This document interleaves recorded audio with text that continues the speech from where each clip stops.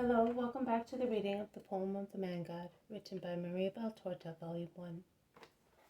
Chapter 125, Part 1. Jesus at the Clearwater.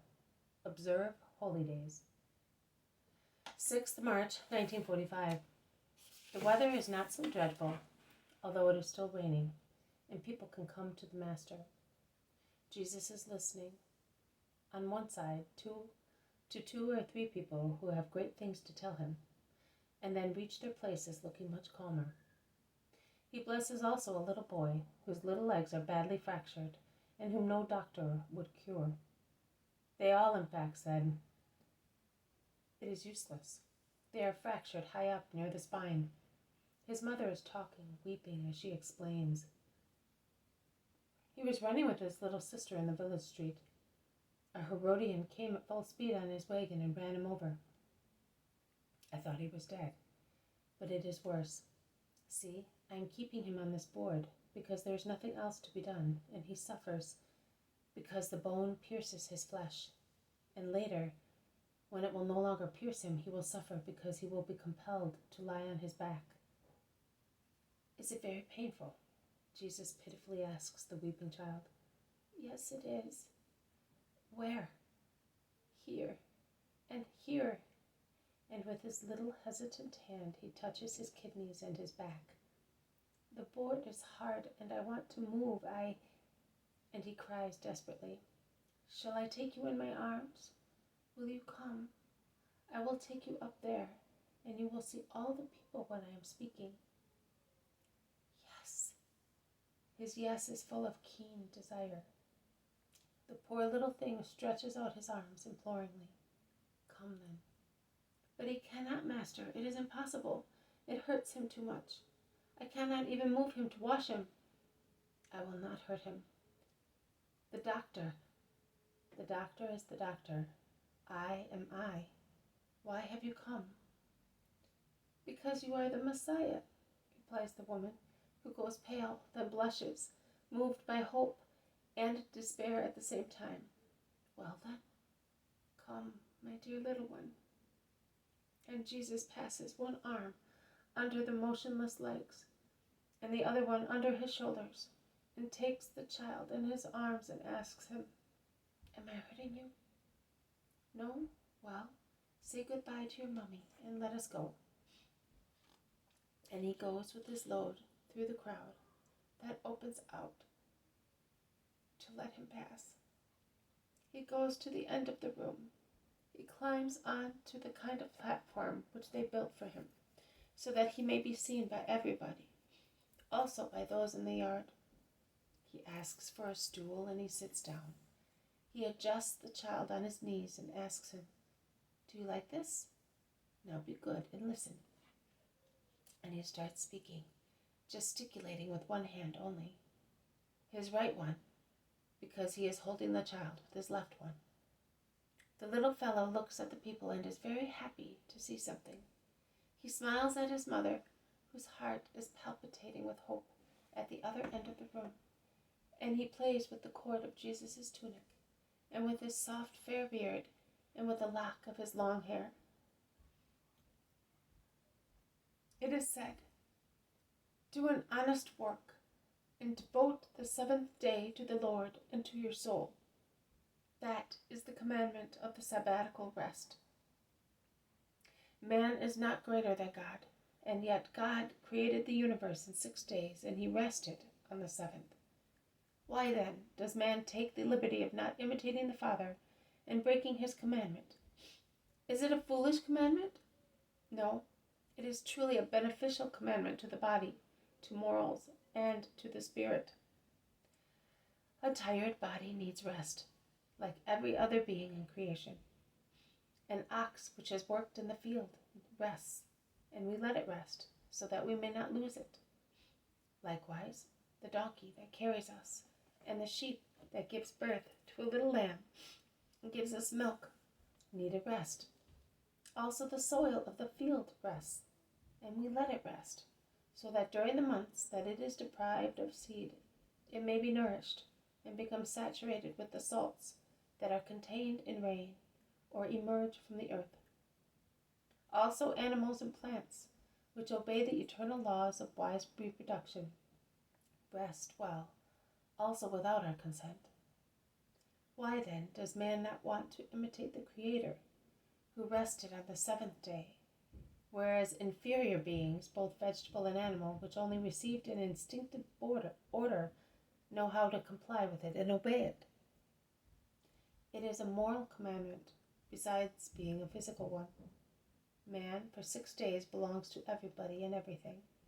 Like a thread in a loom, he moves up and down, without being ever able to say, "Now I am going to attend to myself and to my dear ones. I am a father, and today I belong to my children. I am a husband, and today I will devote myself to my wife. I am a brother, and I will rejoice with my brothers. I am a son, and I will look after my old parents." It is a spiritual commandment. Work is holy. Love is holier. God is most holy. So we must remember to devote at least 1 day out of 7 to our good and holy Father, who gave us life and keeps us alive. Why should we have less respect for him than for our fathers, our children, brothers, wives, and our bodies? Let the day of the Lord be his.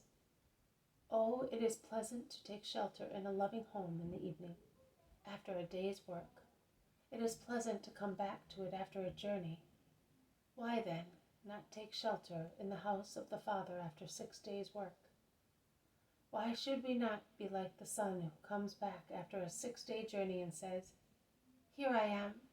I want to spend my day of rest with you." But now listen, I said, do an honest job. You know that our law orders us to love our neighbor. Honest work forms part of our love for our neighbor. An honest working person does not steal in business, does not defraud a workman of his pay, does not exploit him guiltily.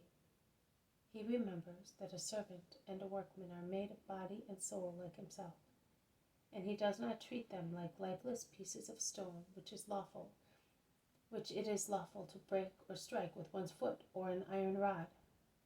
Who does not do that does not love his neighbor, and therefore commits a sin in the eyes of God. His earnings are cursed, even if he offers part of them as alms to the temple. Oh, what a false offer! And how can anyone dare place it at the foot of the altar when it drips the tears and blood of an exploited subordinate, or its name is theft? That is betrayal of one's neighbor, because a thief is the betrayer of his neighbor. Believe me, one does not keep a holy day unless one makes use of it to examine and improve oneself and make amends for the sins committed during the previous 6 days. That is the observance of holy days, not the merely exterior observance, which does not change one jot of your way of thinking. God wants living deeds, not sham deeds. A false respect for his law is a mere sham, and a mere sham is the false observance of the Sabbath. That is a rest taken to show obedience to the commandment in the eyes of men. When the hours of idleness are spent in vice, in lust, in orgy, in planning how to exploit and damage one's neighbor in the oncoming week. The observance of the Sabbath is a sham when the material rest is not coupled with an inner, spiritual, sanctifying examination of oneself, with the humble avowal of one's misery, with the firm determination to improve oneself during the oncoming week. You may say, and if one falls into sin again? What would you say of a child who, having fallen once, should not wish to take another step that he may not fall again? That he is foolish, that he must not be ashamed if his steps are uncertain, because we were all like that when we were little ones, and our fathers did not stop loving us because of that. Who does not remember the profusion of maternal kisses and paternal caresses we received every time we fell? The most sweet Father, who is in heaven, does the same.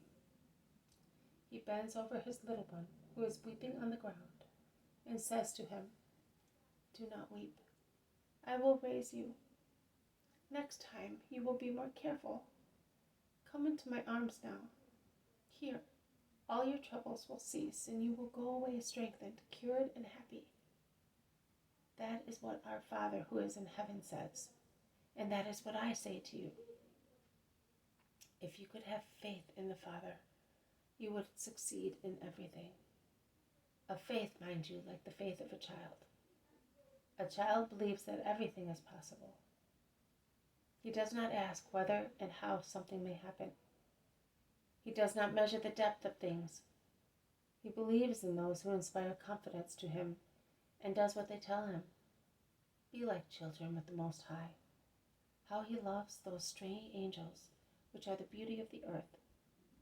In the same way he loves the souls that become as simple, good, and pure as a child. Do you wish to see the faith of a child, to learn to have faith?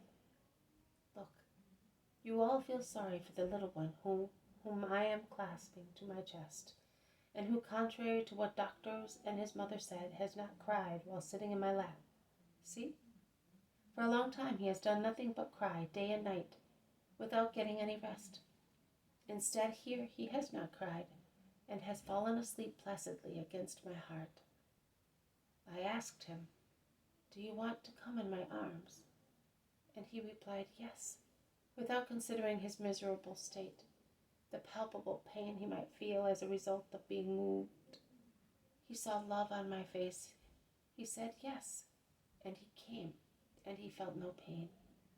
He was happy to be up here and see things.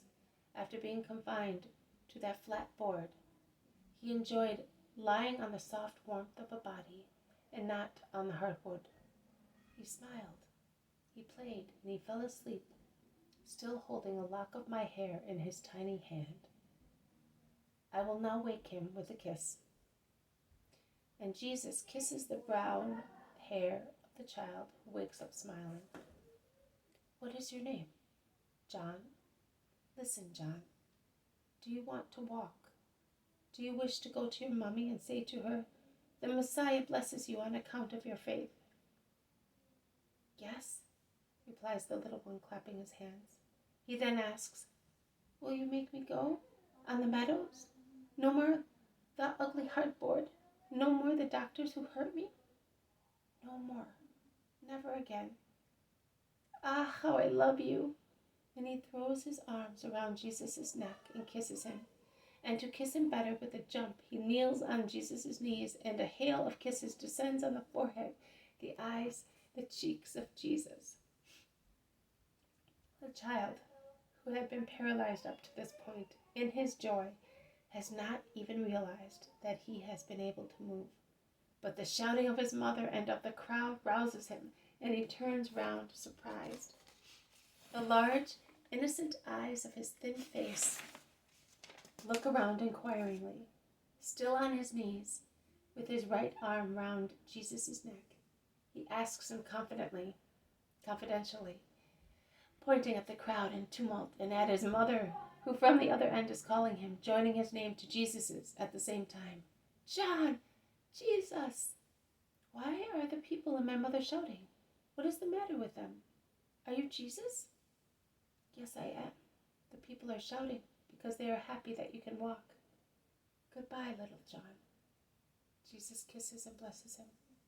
"Go to your mummy and be good."